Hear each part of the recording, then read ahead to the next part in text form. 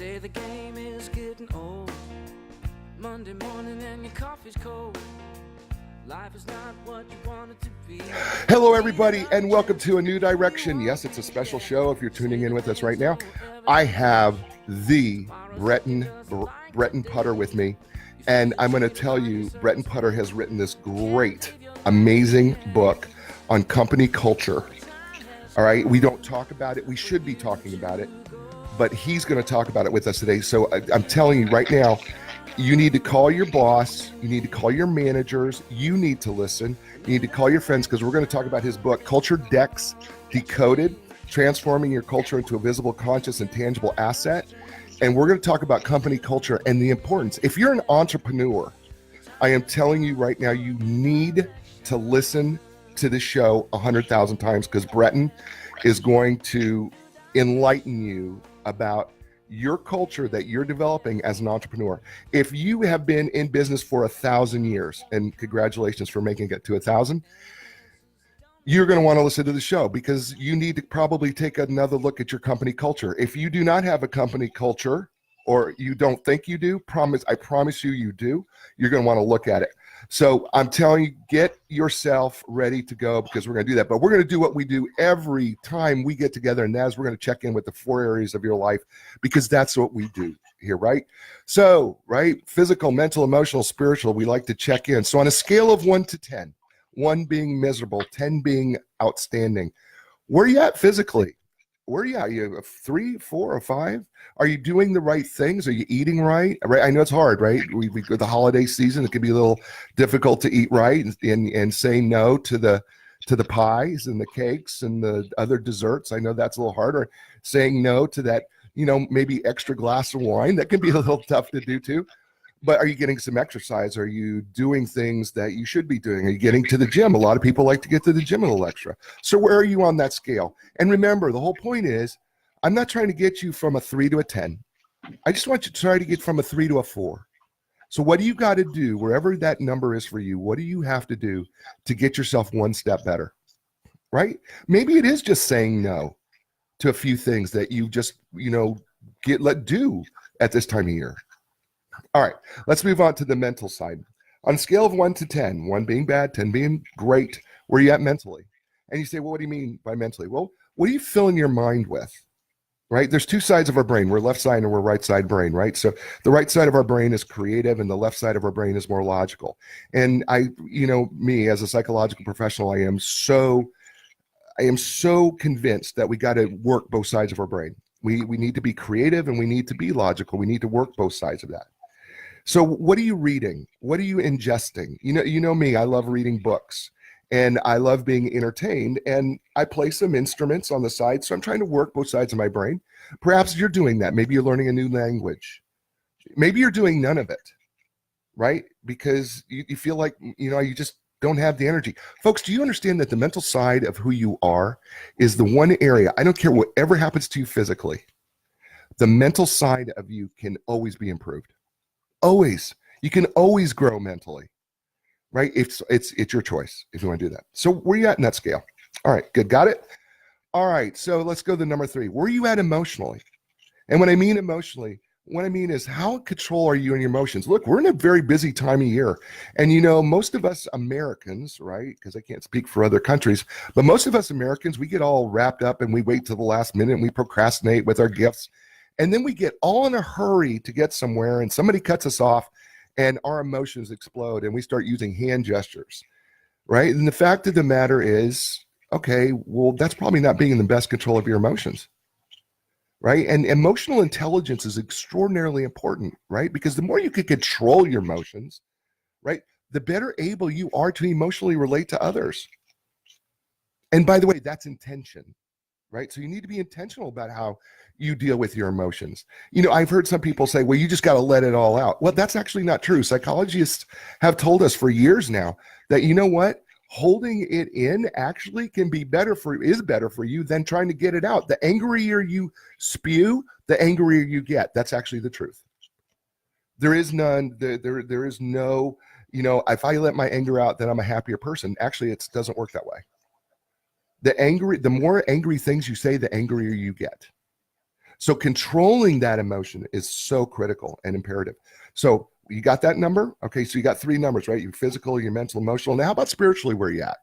And you go, well, what do you mean spiritually? Well, I mean, spiritually, what I mean is, what do you believe about other things that you can't explain in science or life, right?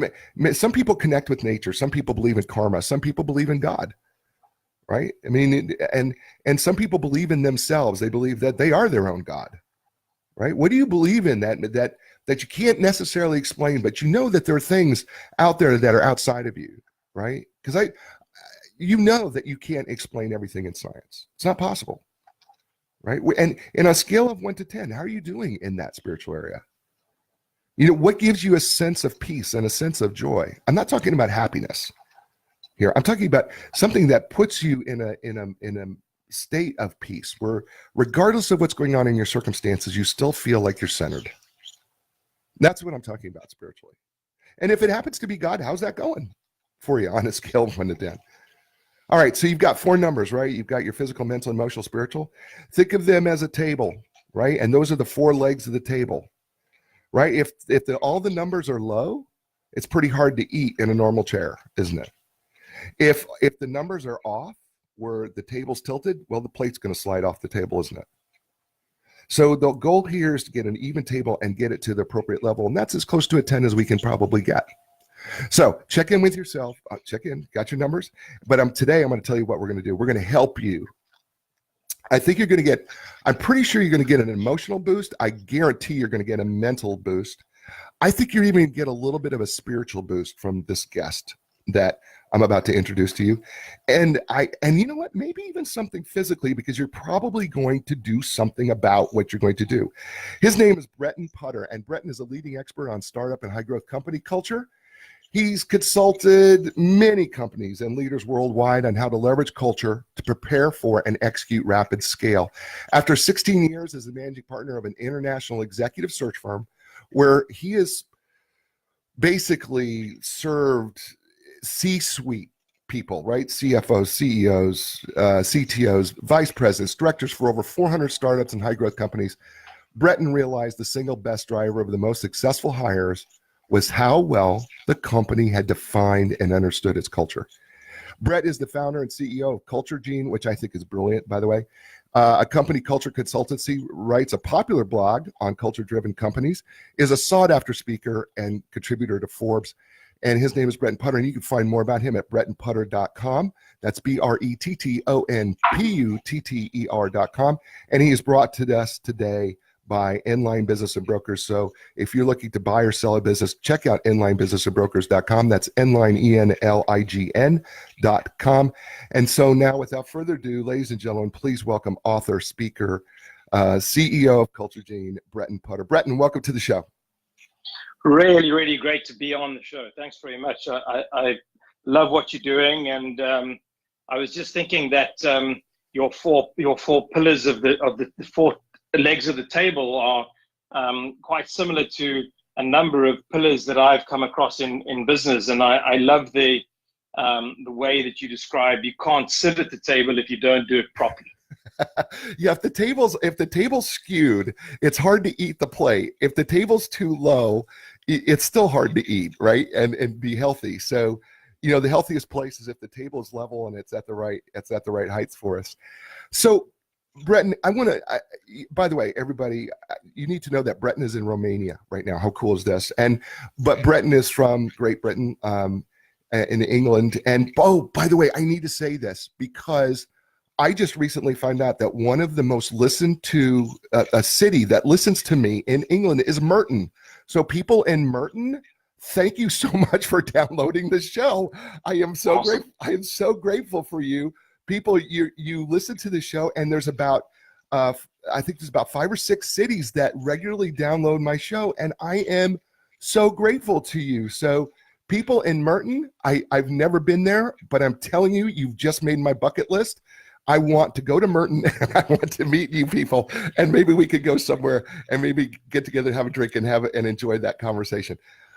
Yeah, so Bretton, you need to know that I have listeners from GB and in England, and Merton is my number one listened to city in England.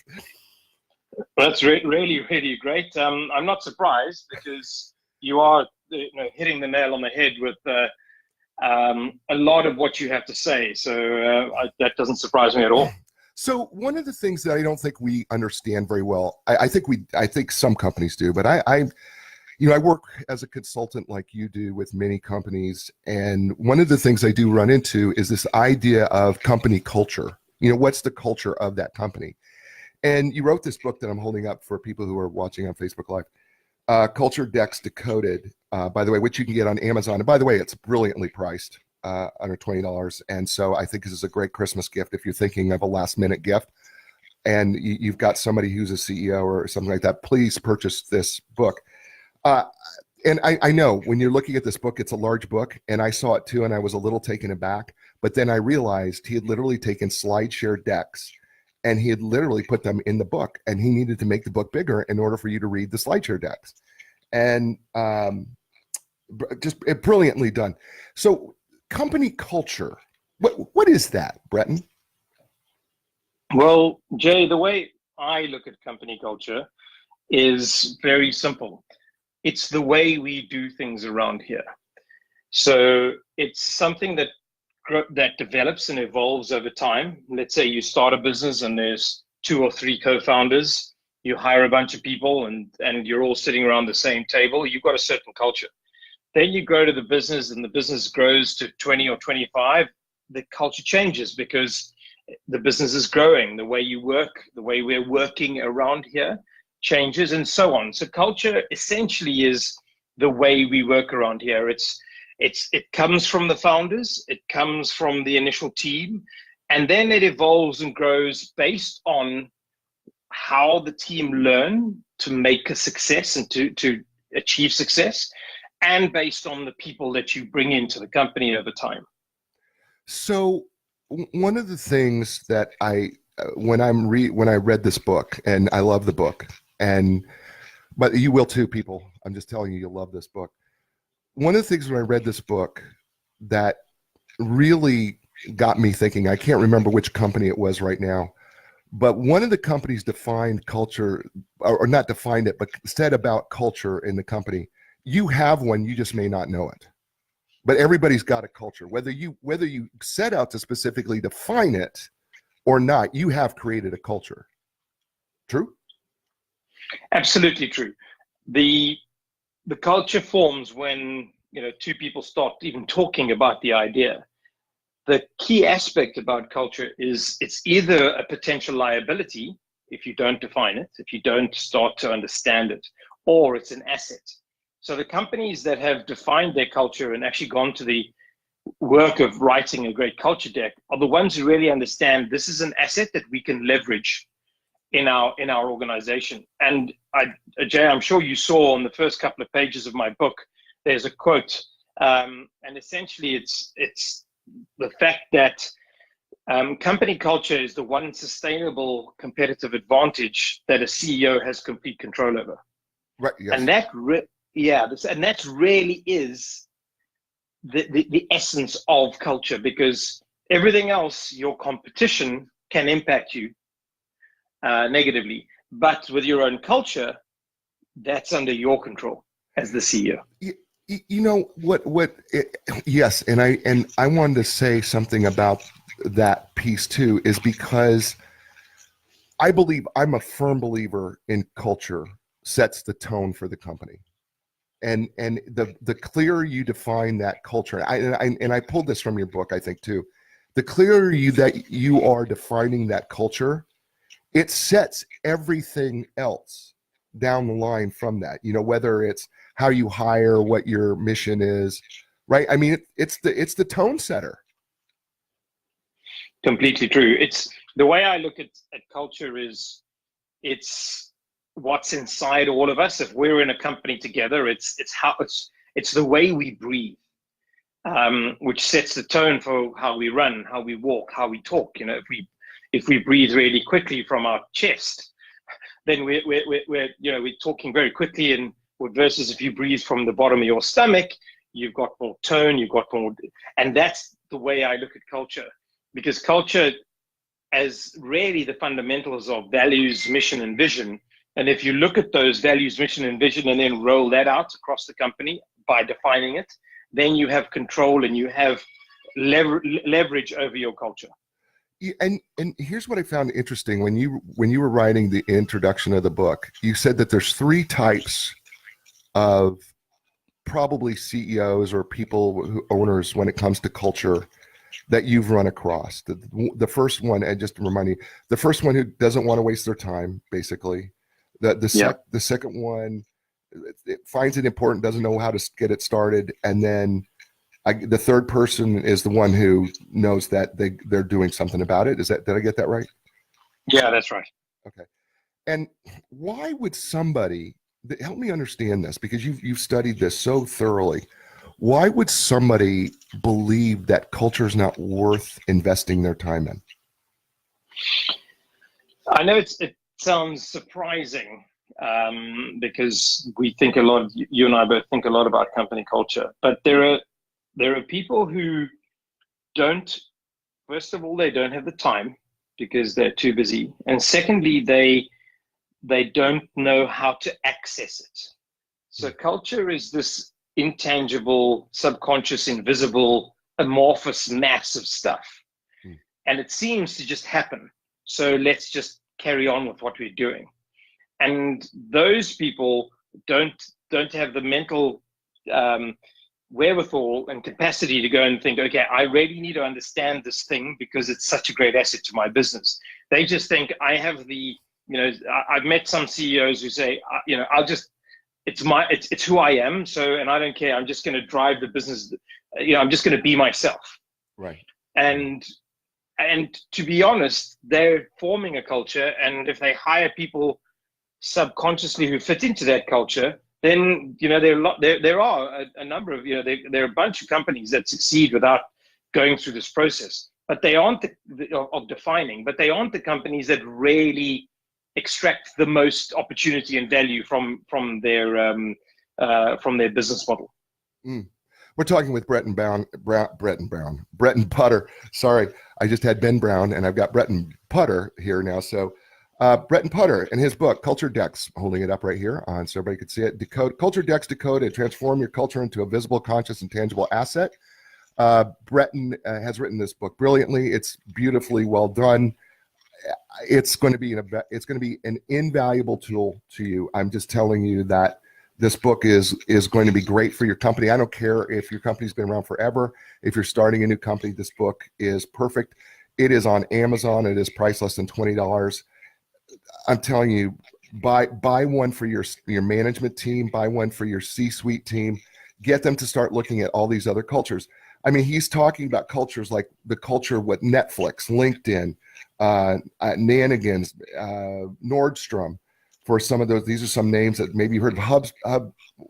HubSpot, right? Isn't it HubSpot? You have in there too? Yeah, HubSpot, Hootsuite. Yeah. Patreon, Valve. Right. I've done a deep dive into a whole lot of these. Yeah, Asana, eShares. So he's done a lot of research of what they do, and he makes a point of saying in this book, and I hate stealing your thunder, but it's just such a great point. You don't have, if you buy the book, you don't have to recreate the wheel. I mean, it's just if you buy the book, you can get all the ideas right from his book to create your culture because it's so beautiful. Well, Bretton Putter today is brought to us by Enline Business Brokers and Advisors. Are you a business owner? At some point, you're going to need the services of an experienced business broker. So selling your business is a huge, monumental decision. Make sure you build your deal team, starting with the experts at Enline Business Brokers and Advisors. You can learn more online at enline.com. That's www.enlign.com. And they are sponsoring Bretton Putter and his book, Culture Decks Decoded. So, Bretton, you did clearly a lot of research in regard to some of the companies we talked about, LinkedIn, HubSpot, Hootsuite, Nordstrom, and looked at their SlideShare decks of their culture. Is there one, Netflix too, by the way, is there one company that you went, man, this is a wow. They really wowed me. Is there one or maybe two? Maybe there's two or three. Yeah, there are a couple. I like Netflix because they are the original, they're the granddaddy of this. Reed Hastings posted his document online in 2009, and since then he's got 18 million views on SlideShare. And it's very comprehensive. It's brilliantly written. I also like Patreon. They've done a great job of really being specific about how they work and their mission, how they help creators create. And HubSpot, who you mentioned earlier, they've got a very nice mix of humility, humor, and deliberate means of communicating. So a good example is when HubSpot went public, they had to, because they were going public, you can only share a certain amount of information with a certain number of people who are officially designated to receive that information, which costs money. And so HubSpot said, no, hold on. We share everything with everybody in our company. And the lawyer said, no, you can't do that. He said, no, we have to. How do we do it? And he said, well, it's going to cost you money, but you've got to designate everybody in your company. So they said, we don't care, we'll do it. So they invested millions of dollars in designating every single employee as able to receive all the information about the company. And that it's such a powerful message about transparency and such a powerful message about how the company works. So I love HubSpot, Patreon, Netflix, and the last one that I would sort of flag up is Valve, the gaming company. Yeah. They got such a great personality, such great humor. Those are the four that really stand out for me. So I want to, first of all, this whole culture thing, right? Which this company culture, which I know that we do not spend nearly enough time really talking about. And I think here in the States, especially, that we can be a little, I don't know what the word is, but we can sometimes focus on the P&L portion so much that we don't really understand that by defining our culture, we actually affect our bottom line. And you talk about that a little bit. So discuss that a little further, how defining your culture affects your bottom line. Yeah, so a really good example of this is a business called Bridgewater Associates, and they don't have a culture deck that I'm aware of or that's being shared. But Bridgewater are the largest, most successful hedge fund in the world. And Ray Dalio is the founder and co-chairman and co-investment CIO. And Ray specifically states that the culture is the reason for the success of the business. They manage over $200 billion, really simply because their culture is designed to question everything. So it's a tough culture to work in. It's not a place that I would like to work in. Right. But if you're designed like that and you are open to being asked questions all the time about your personal weaknesses, the weaknesses in your thinking process, and how you could get better, it's all about the culture. Then you can go and work at Bridgewater. But it's a really clear example of the success-driven, culture-driven success. And actually, even in companies that don't have clearly defined cultures, their culture is still driving their success or failure. Sure. I found Netflix to be very similar. Netflix, when you were talking about Netflix, you pointed out in their culture slides from the very get-go. I think the first slide basically is, we are a team, we are not a family. You're going to get fired. I mean, literally, right? It was like either we are a professional team. We will cut you in a heartbeat if you do not are unable to meet within the culture that we have an expectation for. That's exactly right. So they define their culture as a combination of freedom and responsibility, which is the yin and the yang, the freedom to do what you need to do to succeed, but the responsibility to succeed. And the outcome of that is excellence. And the way they look at it is their company is as a pro sports team. And if you think of any pro sports team, any NFL team, any of those pro sports team, if you do not stay at the top of your game, they're going to let you go in that sports team. And Netflix are exactly the same. They expect excellence. They have a very interesting culture initiative that they run for their management team. So if you're a manager, you're asked a question every so often when you do a personal review, and that question is, if this person were to go and leave to join a similar company with a similar position, how hard would you fight to keep them? And if the answer is, I would fight tooth and nail to keep them, if that's not your answer, if you go, well, I'm not sure I'd fight to keep him, then that person's let go immediately. Wow. So it's called the keeper's test, literally within the company. It's called the keeper's test. So we have some managers currently listening to the show. I could see them on the Facebook live feed, and maybe this is a good question you need to answer for yourself, managers. You know, if somebody came up to you and said, ask that question, you know, if this person were to go somewhere else, how hard would you fight for them? Maybe you got your answer, right? Because I mean, there was one slide that I agree with this philosophy, fire fast, hire slow. And I can't remember, was it Asana? I can't remember who it was. I think it was Asana. And they were fire fast, hire slow. And I happen to agree with that philosophy, because the fact of the matter is there's nothing more draining on your company than one person that is not doing what they're supposed to do. And there's no reason to hire somebody right away to replace that, because the truth of the matter is you need to find the right person. Otherwise, you're going to probably be stuck with the same one.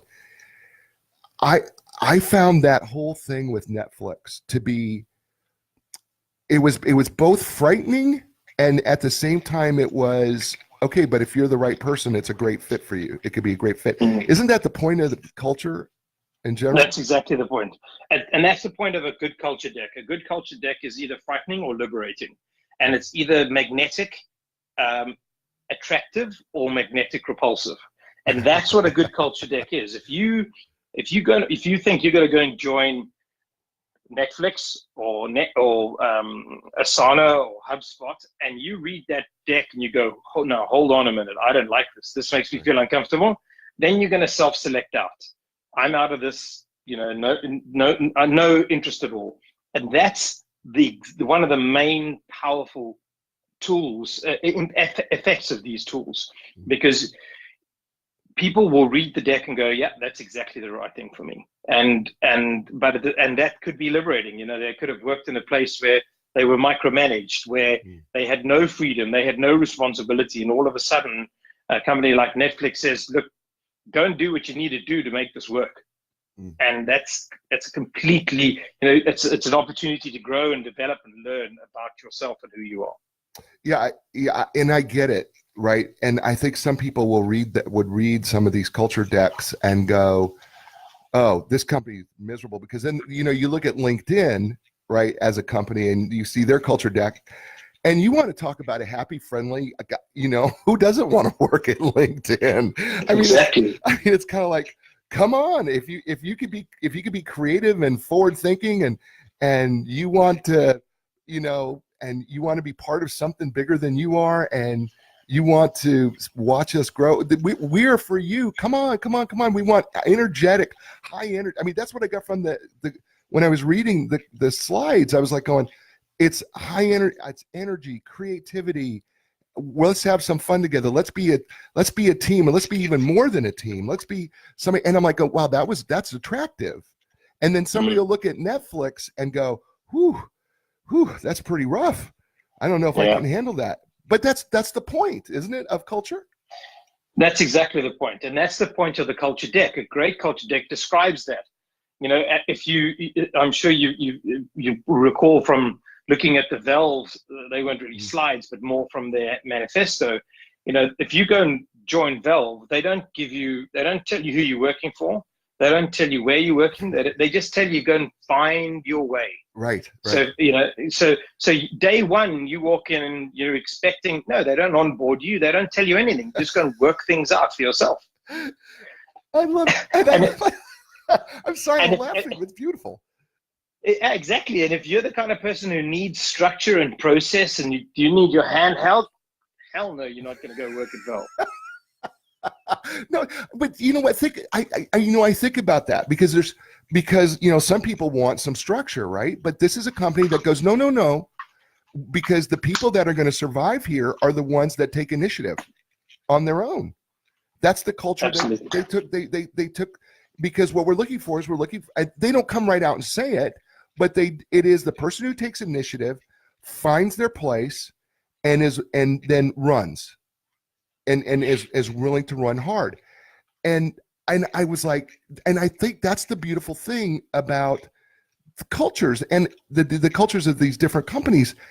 And the more I kept reading through every one of these companies that you so brilliantly put together here in your book, the book is entitled Culture Decoded, Transform Your Culture into a Visible, Conscious, and Tangible Asset, available on Amazon. We're talking with Bretton Putter.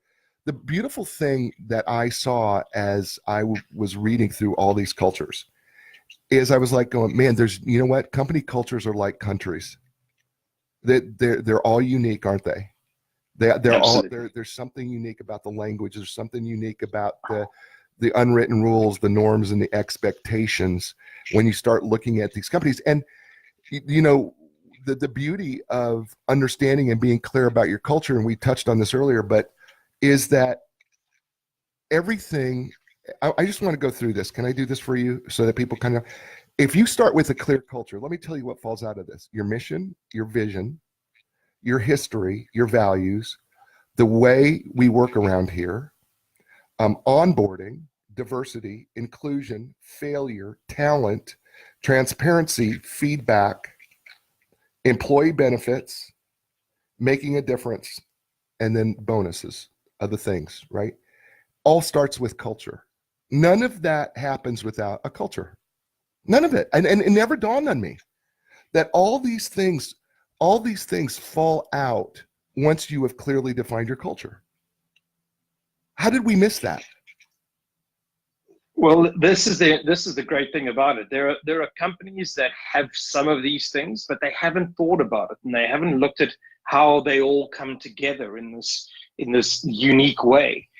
And the question that managers and CEOs need to really ask themselves fundamentally is, if my competition have a culture deck and I don't have a culture deck, what does that say about my company? What is how are people, partners, investors, acquirers of my company, what are they thinking? If it's a like for like situation and one company has worked harder on their culture, the guys from Enline are going to tell you, I want to work with the company that's worked on their culture, because we then know how to fit their culture with the acquirer's culture, or their culture with the acquisition culture. So, the guys at Enline are certainly going to tell you, we want to know about your culture, because we then can work harder for you to find you the right fit. Right. And that's the comparison that you have to think about. Does my company have a culture? Yes. Is it defined? Is there a culture deck out there? No. My competition has one. Wow, they look better. They may not be better than us, but they look better than us. It's a very powerful tool. It is powerful. We're talking with Bretton Putter, and he wrote this amazing book called Culture Decoded. And we're talking with him about company culture, and he so brilliantly brings up our sponsor, who's sponsoring him in a new direction, Inline Business and Brokers Advisors. And they have helped literally thousands. I'm not making this up, folks. They have literally helped thousands of clients in the sale and purchase of businesses here in the U.S. When it's time to sell your business, I'm telling you, contact the professionals. It's Jeff Snell is the owner and CEO of Enline, and his folks are brilliant. I've watched him do what he does. He does it with complete and total confidentiality. He will keep things absolutely private. He keeps you as a business owner who is trying to shield yourself from selling your business. He keeps it all private and confidential, and he's brilliant at it. You can learn more about Nline and Nline Business Brokers by going to www.nline.com. That's www.enlign.com. Tell them that you heard about us on A New Direction and Bretton Putter and his book, Culture Decoded, which he so gratefully mentioned Nline. So one of the mistakes, is this a mistake? Maybe it's not a mistake. Correct me.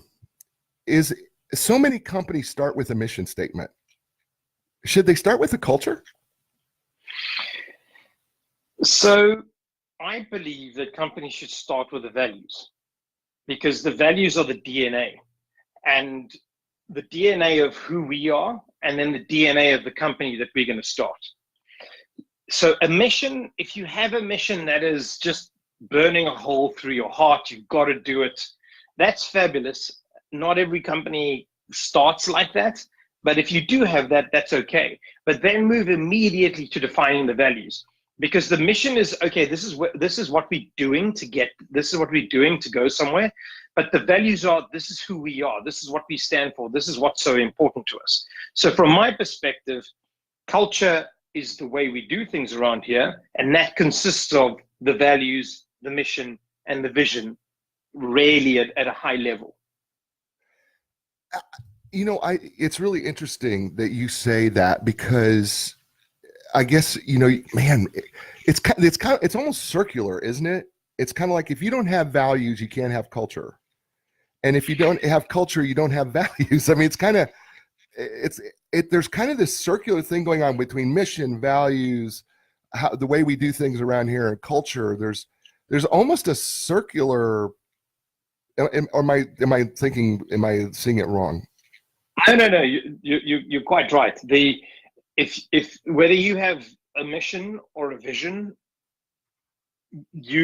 those feed into your culture, which feed back into the mission and the vision, and they're all driven by the values. Got it. So the reason why values are so critical to me is, if you and I were to join a business, and we started a business together, and I wanted to make as much money as possible. That was my focus. Right. And you wanted to save the world or improve the world. That was your focus. And we didn't really we kind of thought we're passionate about this technology we're building, but we haven't really thought about why we're doing it. At some stage down the line, you and I are going to fall out, because I just want to make a lot of money, and you want to improve the world, and as a byproduct make money, but not as much, different mindset. So those values and what drives us, what motivates us, and the behaviors that come through values that for me is the critical point. Being an ex-recruiter, I then look at how values go into the recruitment process, how values go into the decision-making processes in companies, how values go into the customer service process, et cetera, et cetera. So I look at values as actually literally like our human DNA. It forms us, and then it drives us. I see it. Now, okay, so let's take your example, right? And thank you for making me sound so, glorious, like, I'm trying to save the world, and, I appreciate that. Thank you. But could we merge those? Can we say, profitably saving the world? Could that be, is there a way that we could make those two merge, or is that not necessarily possible? It certainly is possible. It just depends on really who we are, and are we, how flexible are we? So if you and I both agree that this technology can have a great impact, and making a good profit is the right way to build a business that's sustainable, and by changing the world, and resulting in changing the world, then I think that's fine and good. But it's really, really important to have a very clear understanding of what the end goal is. Right. Do you, if we're on, if you were a hippie, let's say, Right. and I was a banker, those two should not collide. Got it. Got it. So really, it's working it out, and often when companies are founded, the problems are slightly baked in because people don't spend enough time defining their culture. Yeah, I have to be honest with you. This whole idea of the SlideShare culture decks was so new to me that the more I was reading them, and you took me through all these different steps that I was pointing out to the folks who are listening and watching. As I was going through the more I kept reading through these culture decks, the more I kept saying, man, why am I not putting this out there and being that transparent? And you make such a huge point about transparency, because I think there's something really powerful about that transparency. And right, there's something really powerful when you're willing to put your business, that type of transparency out there. It's huge. And it's not only is it huge because it demonstrates you have nothing to hide, but transparency means that I'm open to criticism, I'm open to questioning, I'm open to being questioned on certain things. So if I say, this is the decision we've taken and this is why we've taken this decision, in an environment where everybody feels, we're autonomous, we're able to ask questions, people are going to say, well, you made that decision, take us through that thinking process. And people may then go and say, actually, that's not, we disagree with that. This is our feedback, which then builds a stronger business. Transparency results in feedback, which results in once again, the virtuous circle you were talking about, which feedback means I grow and I learn because I accept feedback and I'm prepared to work on it. And then I am transparent again with my next communication, and so on. So you create that virtuous circle of communication, critical feedback, learning, adapting, integrating, and then communicating critical feedback. So transparency as a company allows your team to be able to go and say, hold on, we disagree with that process. It actually makes the business stronger. It makes the business more robust. And the companies that are the most transparent, you can see that they achieve great success. Then you have, on the other hand, Apple, which is the exact opposite of transparent, and they have their way of working, but that culture works for them. Right. But personally, I'm very transparent in my business. Right. We all know what the numbers are. We all know where the business is headed, and we all know what we're aiming to do. And I share the numbers on a monthly basis. When we bring somebody new on board, we share the board packs, we share the financial statements, because if people have all of this information and data, they can make better informed decisions. Right. Yeah, and it's attractive, isn't it, to a potential employee? I mean, it makes recruitment easier, I guess is a better way of saying it. Yeah, it shows the employee that there is first of all, if you're being transparent and the business is doing well, that's great. If you're being transparent and the business isn't doing that well because it's going through a difficult stage, that demonstrates to the employee this is a great place to work. So absolutely, it's very effective when you're working with employees and when you're working with potential employees as well. We're talking with Bretton Putter and this book, Culture Decks, Decoded, Transform Your Culture into a Visible, Conscious, and Tangible Asset. If you can't tell, Bretton is not from the U.S. He works in the U.S., by the way, but if you can't tell, he's actually in Romania, which I am so honored and privileged that he would take his time away from his family and be able to give me an hour of his time to talk about his book and do this for me, especially it's so close to the holidays.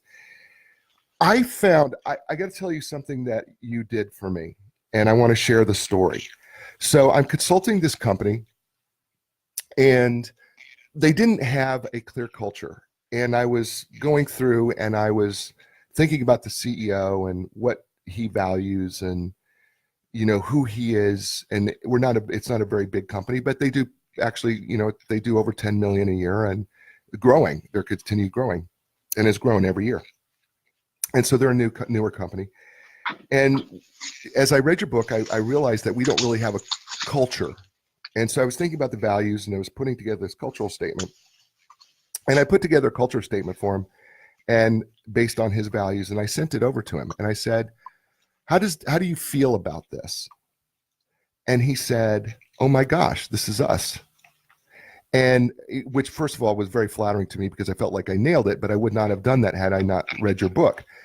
Well, he asked me to be on an interview for a major C-suite person to come on board and asked me to conduct the interview. And because I had written this cultural value statement out there that I wrote, because I had written it, it was so easy to do the interview because I knew exactly what I was looking for and could build my questions around what my culture was. It was genius, Bretton. It's total. What you've created here. If people will wrap their minds around it, your hiring process is so much easier, right? Yeah, I'm not. To be fair, I'm not going to say it's so much easier as a process, but the interview part of the process where you're evaluating, does this person fit with our values and who we are, is certainly so much easier, because what normally happens is an interviewer will try and work out their gut instinct. How does my gut feel about this? What do I feel about this person?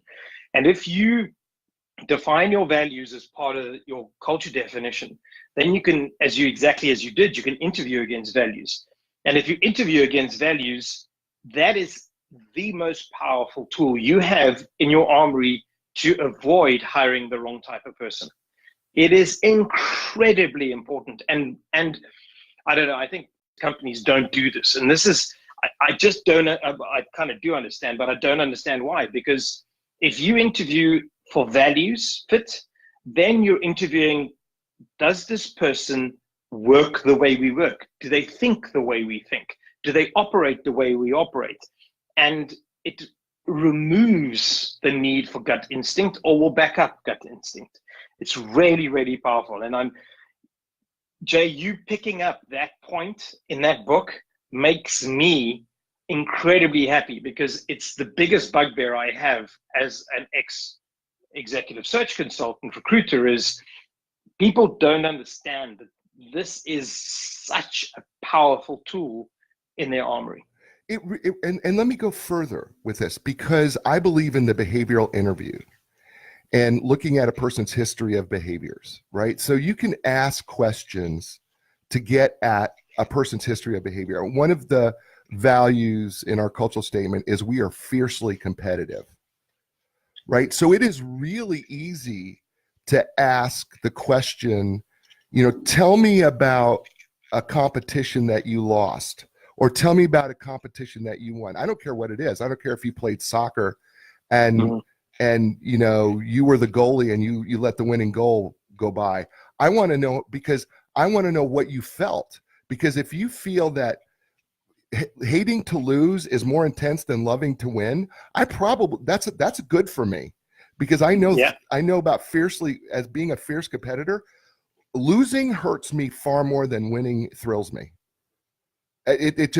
Losing drives me crazy. So, and I know that that's true of our CEO of the company I'm consulting, is that he is a fierce competitor in everything that he does. And he loves people who will compete. And so I was setting up my interview. As I was setting up my interview questions, I was getting at the behaviors of what are the questions that you can ask of a history of that competition. This is the beauty of what you gave me in this book. Well, thank you, Jay. It's it's actually the beauty of that situation where you ask the question about their competitive nature is actually, if you ask a behavior-based question, the next natural question leads you deeper into the onion of the person. So Right. if they hate losing, and they, you ask the question of when last did you end up in the situation, and they explain it to you, you can ask, why did that happen? How did it feel? Yes. What did you do to change that? Yes. And you can go deeper and deeper and deeper and get a real sense. Does this person really mean it? Right. Or are they just trying to tell me what they think I want to hear? Yeah, no, I eventually got to the question. So how did you recover from that? Exactly. Right. Exactly. I mean, right. Great question. Right. Because how did you recover from that loss? Right. Because that was going to tell me, okay, how powerful was this loss? Right. How powerful was that for you? Because I got to tell you, when I lose, I dwell on it for days.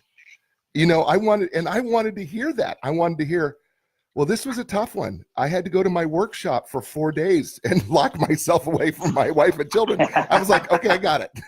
Okay, that's enough. I think I got it. But the book, as you pulled it out together, really guided my entire interview process and my behavioral interviewing. And by the way, folks, I think you should really study behavioral interviewing, because even Bretton talks about, that some companies really structure their cultures in terms of behavior, which makes it so much easier them to interview, because nobody could get in trouble for a history of behavior. Okay. I mean, you can't, you can ask those questions all day long without it hurting you. And again, Bretton Putter is the author. I know I probably say Bretton Brown. If I did, I apologize. It's Bretton Putter, Puttr. Again, I had 2 guests, close names, and I have to be very, very careful. Let's talk about the way we work around here, because that falls out of this whole culture value statement. What do we mean when you say the way we work around here? What are we talking about? So what we're talking about is how culture forms when the team watch the founders, the CEO, and one another learn what works in their business. So let's say you and I start a new business, and we're trying new ideas. We try this type of marketing. We try that type of sales pitch. This one doesn't work. That one works. And then, so that's one way of doing it. And then we know that will work with that type of customer. Then we try something else, and then we learn another way of doing it. And then, the way we work around here, does that include transparency or not? Does that include honesty or not? So it's about the way we work around here is about understanding what works in the organization. How have we learned to assimilate this culture? So some companies are fully remote. There's no headquarters, there's no office. The way they work around here is through Skype, through different online technologies. They meet once or twice a year, but that's the way they work.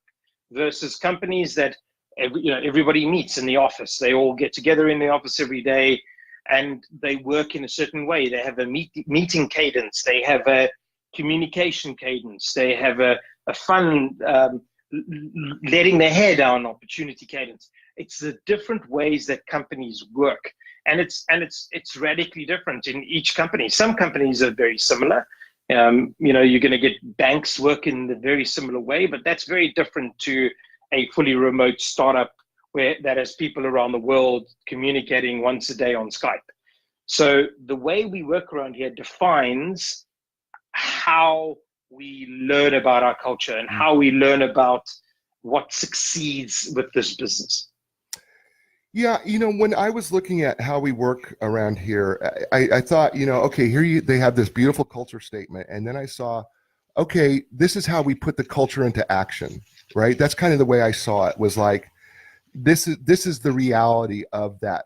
Our culture or value statement is, if you want to see that at work, this is the way we work around here. That was kind of my interpretation of it. That's exactly right. And I thought, it's really interesting because, we always say, typically, we typically regularly say, at least, put your put your actions where your words are. And I think that's the way when people are in this slide share deck, and they say this is the way we work around here, is they're saying these are the actions to back up what we just said. And I thought, I thought some companies actually did a better job of that than others. I'll be completely honest. I've sometimes felt like Nordstrom was still living off of 1930 occasionally. Yeah. I mean, I really did. Like, and trust me, listen, Nordstrom is tremendously successful. So if people from Nordstrom, I'm not bashing you. Listen, I've been to the very first Nordstrom store in Spokane, Washington. So I'm not doing anything to bash you. It's just that it was very interesting to me comparing you to Netflix or HubSpot or something else that I just found that it was more archaic, if I could say that. And it's working for you, clearly. If it wasn't, you would be closing a ton of stores. But I did find that a little bit interesting that some companies were just better at this than others in terms of being more upfront with it. And that's why. Go ahead. Sorry, Jay. That's why I did choose different companies, and I did choose different slides from the various slide decks, because not every company is going to be a Netflix. Not every company can be a Netflix or a Valve. You're going to get fairly traditional companies, but those companies, there's no reason why they shouldn't have a deck as well, because there are unique pieces of their culture that are relevant. And the one thing I really love about the Nordstrom culture, and I agree with you, it is a little bit, in comparison, it's not as edgy. But what I love about the Nordstrom culture is they reference to we remember that we are on bended knee, right, helping a person put on a shoe. Right. We are at service to them. Right. And we are there to service the customer in the best way possible. And I just think that's amazing. It's a beautiful way of describing that culture, which has been around for as long as it has. Well, I agree with you. Listen, I am a big fan of servant leadership, right? I'm a huge fan of it. I believe that if you want to lead, you serve. And there is something about always keeping in mind that their first salesman, and I'm old enough to remember when you went to get your shoes, the salesman was down on bended knee and they were fitting your shoes. They were putting the shoe on your foot. You never put your own shoe on your own foot. The salesman put the shoe on your foot. And if you think about it, how many stinky feet did they smell? I mean, right? I mean, and yet that was that, but they were willing to do that regardless of the smell of your feet, because they recognized that was how they served others. And I do find that still to be, I don't find that archaic at all. I find that to be beautiful. Absolutely. I find that to be beautiful. And I find it to be a recipe for tremendous success if you're looking for a model of success. I think you'll agree with this. I think you and I are on the same page with this. If you're starting a company, you're trying to figure out how can we be successful, start on bended knee. Exactly. It's that at the end of the day,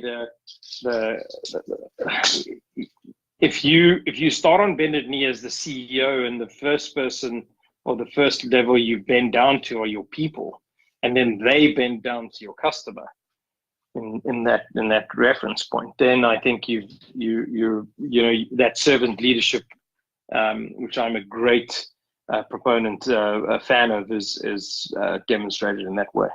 We're talking to Bretton Putter, 2 T's in both names, Bretton, Putter, and you can find him at brettonputter.com. How easy is that? 2 T's in both names. He wrote this brilliant, amazing, outstanding, what you should buy for Christmas for yourself, for others, for your entire staff, for your entire team. It's called Culture Decks Decoded. It is transform your culture into a visible, conscious, and tangible asset. The book is brilliant. I'm telling you, it is a life. It changed. In the time I read this book, it has changed what I'm doing as a consultant. I don't care if you're a new company, if you're an old company. Why don't you take a second look at your culture? Are you having some issues in recruitment? Why don't you take a look at this book. And why don't you, because if you would do the things that you're seeing that he has researched and done for you, so you don't have to do it, you could probably do yourself a favor in recruitment, a huge favor in recruitment, just by putting your culture out there. And Bretton Putter is brought to us by Nline. Nline represents profitable, privately held companies with a gross annual income of revenue, a gross annual revenues in excess of over $1 million or more. Nline delivers the highest market value in the shortest amount of time with complete confidentiality. Learn more online at Nline. That's www.enlign.com. Again, it's www.enlign.com. Bretton, we've been on an hour. It feels like 15 minutes, to be honest with you. I always ask, first of all, it's been a pleasure. Thank you so much for being on the show. I ask every guest, if they will, because the show is called A New Direction, if you could leave the listeners that are around the kitchen here listening into the show with a new direction for their business or whatever they're doing when it comes to business culture, what would you leave them with?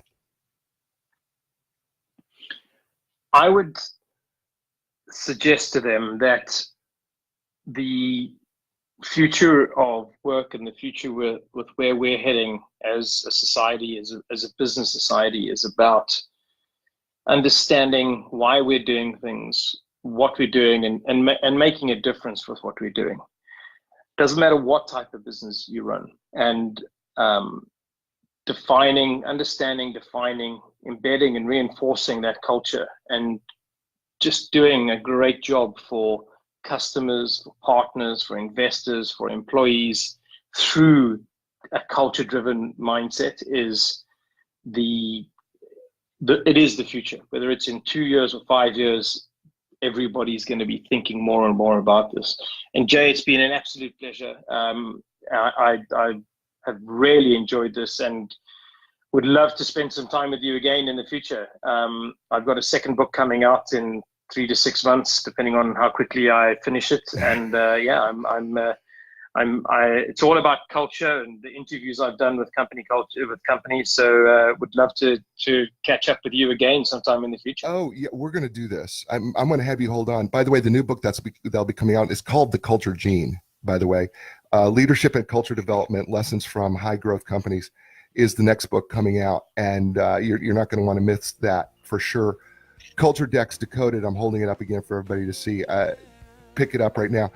Bretton, hold on with me a little bit as I tune us out of the show. Ladies and gentlemen, you've been with us, and I want to thank you again for being with Bretton and I on A New Direction. He's been so gracious.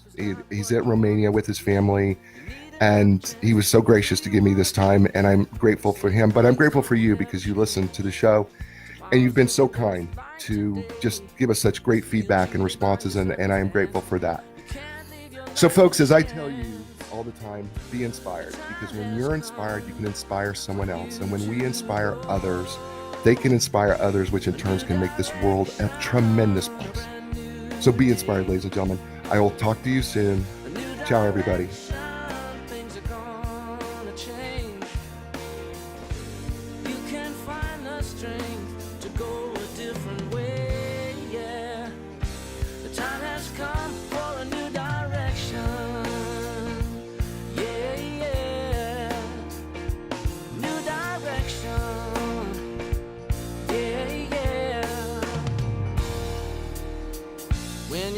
Your confidence and the answers don't make sense.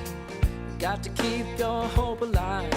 You got to know you can survive. This is your time to fly. A new direction, a brand new day. A new direction, things are gonna change. Can find the strength to go a different way, yeah. The time has come. Your dreams will take you places you have never